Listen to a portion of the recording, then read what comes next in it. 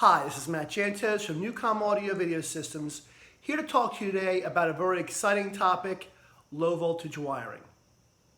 Okay, now I admit, low voltage wiring may not be the most sexiest topic when it comes to any type of an audio, video, or a home automation project, but it is the most important because it provides a foundation for a successful running system.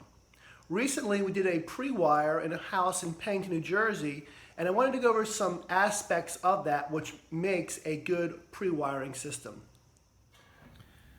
So central to our low voltage wiring in this home is a nice organized enclosure. Here we have a 42-inch Leviton enclosure. Gives us plenty of room to run our Cat 5, Cat 6 wiring or RG6 wiring, any speaker wiring into the area, into the enclosure itself.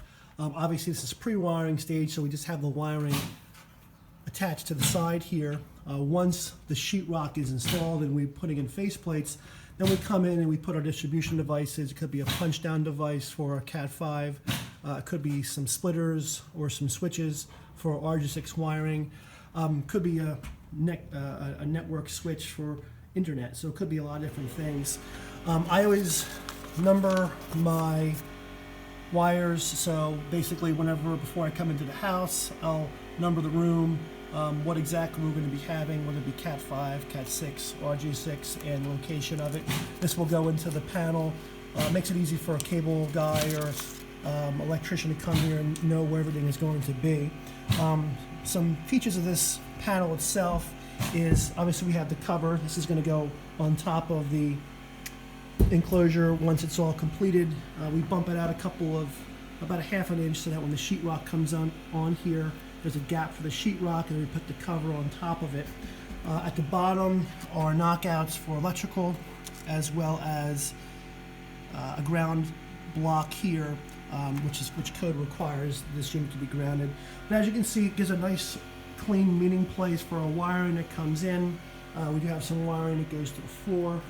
Always important whenever you're running wiring close to an edge.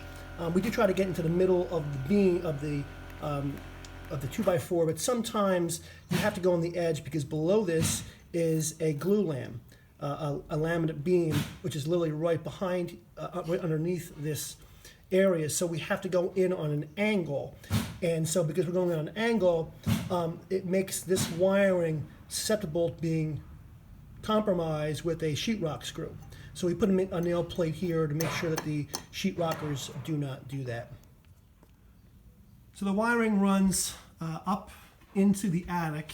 As you can see here, we've got this bundled kind of together with a staple, and we try to get away from the other items here. We have HVAC, we have electrical. We're trying to get out of their way. Obviously there's our panel, there's the electrical sub panel as well, so there's a lot of things going on. This is a laundry room, which is typically a good area to run those panels. But the wiring is going to run here. As you can see, we've got it bundled together, and it's going to go to the other areas of the house. So we're just trying to get one straight bundle to take us down to the rest of the areas of the house.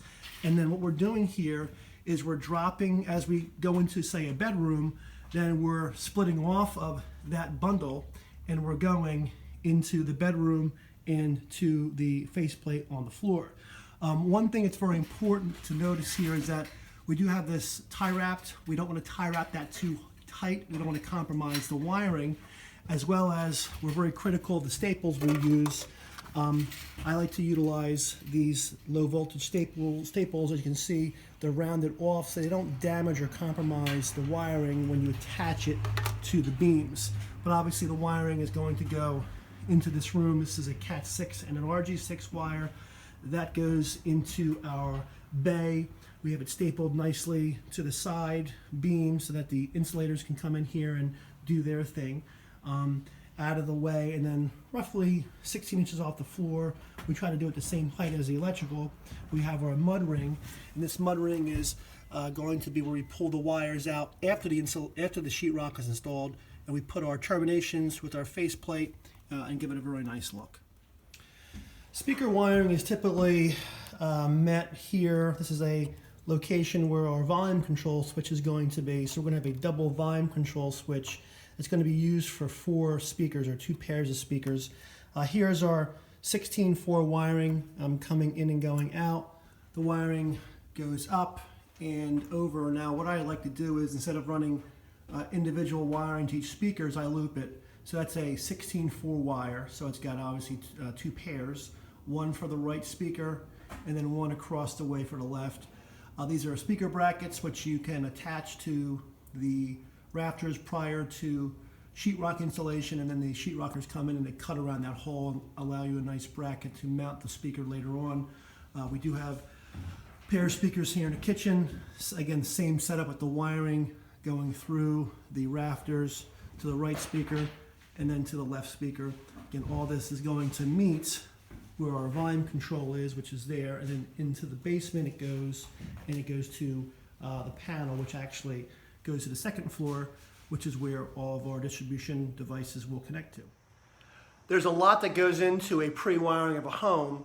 In this particular case, this is a existing home that had been around for over 100 years, so there was a portion of it that we had to preserve, and there was some pretty gnarly crawl spaces and small areas we had to get into, but in the end it turned out great, and it's going to be a wonderful finished project.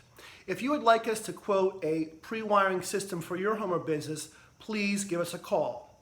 In Southwest Florida, we can be reached at 239-243-0486. In New Jersey and Pennsylvania, 609-397-6838, or go to our website, www.newcomav.com.